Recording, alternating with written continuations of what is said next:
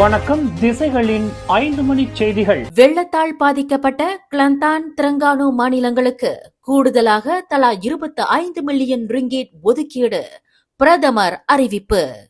கிளந்தான், Terengganu மாநிலங்களில் ஏற்பட்டுள்ள கடுமையான வெள்ளப்பெருக்கை தொடர்ந்து இவ்விரண்டு மாநிலங்களுக்கும் தலா 25 மில்லியன் ரிங்கிட் கூடுதல் நிதி ஒதுக்கீடு செய்யப்படும் என்று மலேசிய பிரதமர் அன்வார் இப்ராஹிம் இன்று அறிவித்தார். அவர் நிதி அமைச்சராகவும் இருப்பதால் பிரதமர் அலுவலகத்தின் ICU எனப்படும் செயல்பாட்டு ஒருங்கிணைப்பு பிரிவு மூலம் வழங்கப்படும் இந்த நிதி சாலைகள், கால்வாய்கள் போன்ற அடிப்படை கட்டமைப்புகளை சரி செய்வதற்கும் ஹுலு பசுட்டில் சாலைகளின் உயரத்தை அதிகரிப்பதற்கும் பயன்படுத்தப்படும் என்று கூறினார். அத்துடன் திரங்கானு மாநிலத்தின் 14,000 அரசு ஊழியர்களுக்கு தலா 500 ரிங்கிட் சிறப்பு நிதி உதவி வழங்க மத்திய அரசு ஒப்புக்கொண்டுள்ளது. இதற்காக மொத்தம் 7.4 மில்லியன் ரிங்கிட் ஒதுக்கீடு செய்யப்பட்டுள்ளது. நாட்டின் பல பகுதிகளில் ஏற்பட்டுள்ள வெள்ள பாதிப்பால் பாதிக்கப்பட்ட மக்கள் பிறப்புச் சான்றிதழ், அடையாள அட்டை போன்ற ஆவணங்களை இழந்திருந்தால் அவை இலவசமாக மாற்றித்தரப்படும் என தேசிய பதிவகத்தின் வாயிலாக உள்துறை அமைச்சு தெரிவித்துள்ளது. வெள்ள பாதிப்பு குறைந்த பிறகு தேசிய பதிவகத்தின் அதிகாரிகள் பாதிக்கப்பட்ட பகுதிகளுக்கு நேரடியாக சென்று பாதிக்கப்பட்ட மக்களுக்கு தேவையான ஆவணங்களை மாற்றித் தருவார்கள் என அமைச்சர் டத்தோஸ்ரீ சைஃபுடின் நசுத்யோன் இஸ்மாயில் தமது எக்ஸ் வலைதளத்தில் பதிவிட்டுள்ளார். இதன் மூலம் வெள்ளப் பேரிடரால் பாதிக்கப்பட்ட மக்களுக்கு நிவாரணம் அளிக்கப்படும் எனவும் அவர் குறிப்பிட்டிருந்தார். தற்போது நாட்டின் பல பகுதிகளில் வெள்ள பாதிப்பு நிலவி வருகிறது. 1,52,377 பேர் இடம்பெயர்ந்துள்ளனர். கிளந்தான், கிடா ஆகிய மாநிலங்களில் வெள்ள பாதிப்புக்குள்ளான விவசாயிகளுக்கும் தோட்டக்காரர்களுக்கும் விவசாயம், உணவு பாதுகாப்பு அமைச்சு உடனடியாக நிதி உதவி வழங்கும் என அறிவித்துள்ளது.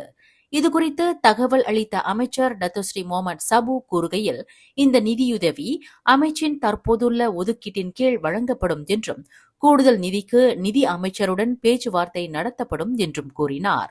அமைச்சின் அனைத்து அதிகாரிகளுக்கும் வெள்ள பாதிப்பை சமாளிக்கும் பணியில் ஈடுபடவும், குறிப்பாக கிளந்தான், கிடா மாநிலங்களில் ஏற்பட்டுள்ள சேதங்களையும் இழப்புகளையும் உடனடியாக கணக்கெடுப்பு நடத்தவும் தான் ஆணையிட்டுள்ளதாக அவர் குறிப்பிட்டார்.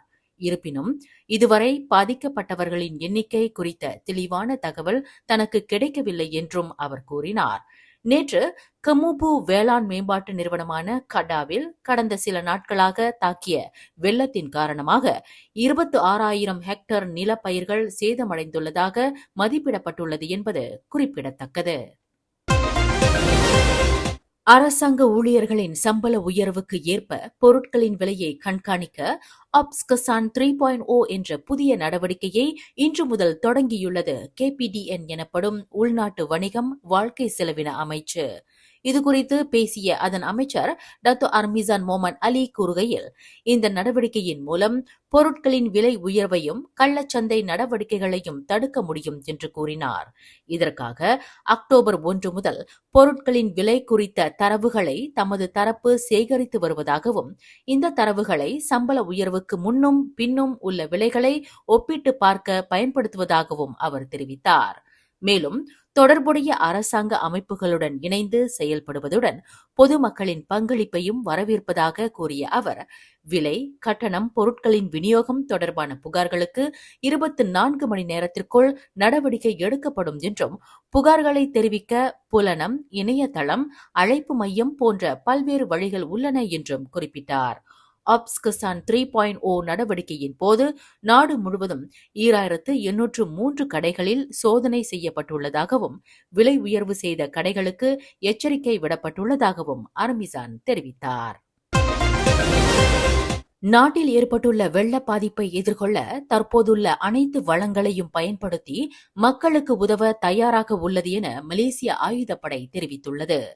இதுகுறித்து தகவல் அளித்த ஆயுதப்படை தளபதி ஜெனரல் தான்ஸ்ரீ முகமது அப்துல் ரஹ்மான் கூறுகையில், ஏற்கனவே 5,600 வீரர்கள் வெள்ள பாதிப்புக்குள்ளான பகுதிகளுக்கு சென்று மீட்புப் பணிகளிலும் நிவாரண நடவடிக்கைகளிலும் ஈடுபட்டுள்ளனர் என்றார். செப்டம்பர் மாதமே வெள்ள பாதிப்பு ஏற்படலாம் என்று எதிர்பார்த்து தமது தரப்பு தயாராகிவிட்டதாகவும், இப்போது வெள்ளம் ஏற்பட்டுள்ள பகுதிகளுக்கு ஆயுதப்படை வீரர்கள் சென்றுள்ளதாகவும் அவர் குறிப்பிட்டார். தேவைப்பட்டால் மேலும் வீரர்களை அனுப்பவும் தயாராக இருப்பதாகவும் அவர் கூறினார். நாளைய SPM தேர்வு எழுதும் மாணவர்களை தேர்வு மையங்களுக்கு கொண்டு செல்லவும் ராணுவம் உதவும் என்றும் கூறினார். கிடா மாநிலத்தில் உள்ள வான்படை கல்லூரி வெள்ளத்தால் பாதிக்கப்பட்டால் அங்குள்ள பயிற்சிகள் நிறுத்தப்படும் என்றும் அவர் கூறினார். தற்போது நாட்டின் 9 மாநிலங்களில் வெள்ளம் ஏற்பட்டு சுமார் 1,52,377 பேர் பாதிக்கப்பட்டுள்ளனர். UPM எனப்படும் யூனிவர்சிட்டி புத்ரா மலேசியாவின் பெயரை மலேசிய விவசாய பல்கலைக்கழகம் யூனிவர்சிட்டி பிரித்தானியன் மலேசியா என மாற்றும் விவகாரம் குறித்து ஸ்லாங்கூர் ஆட்சியாளர் சுல்தான் ஷரஃபுடின் இட்ரிஸ் ஷா ஒப்புதல் வழங்காத நிலையில் அவ்விவகாரம் அமைச்சரவை வரையில் கொண்டு செல்லப்படாது என விவசாயம் உணவு பாதுகாப்பு அமைச்சர் டத்தோ ஸ்ரீ முகமது சாபு கூறினார். அவர் கூறுகையில், சுல்தான் இந்த முன்மொழிவை ஏற்கவில்லை என்பதால் அந்த கருத்தை தாம் மதித்து ஏற்பதாக குறிப்பிட்டார். இந்த விவகாரத்தை மேலும் நீட்டிக்க விரும்பவில்லை என்றும் அவர் கூறினார். ஸ்லாங்கூர் சுல்தானும் UPMஇன் துணைவேந்தரும் எடுத்த முடிவை நான் ஏற்றுக்கொள்கிறேன். இந்த விவகாரத்தை மேலும் நீட்டிக்க விரும்பவில்லை. இது நல்ல முடிவு என்று நான் கருதுகிறேன்.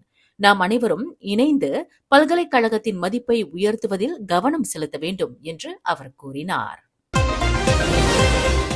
அரசு பள்ளிகளில் படிக்கும் மாணவர்கள் மட்டுமின்றி தனியார் பள்ளிகளில் படிக்கும் மாணவர்கள் உட்பட SPM தேர்வு எழுதும் அனைத்து மாணவர்களும் பாதுகாப்பாக மீட்கப்பட்டு தேர்வு எழுத ஏற்பாடு செய்யப்படுவார்கள் என்று மலேசிய கல்வி அமைச்சகம் உறுதியளித்துள்ளது.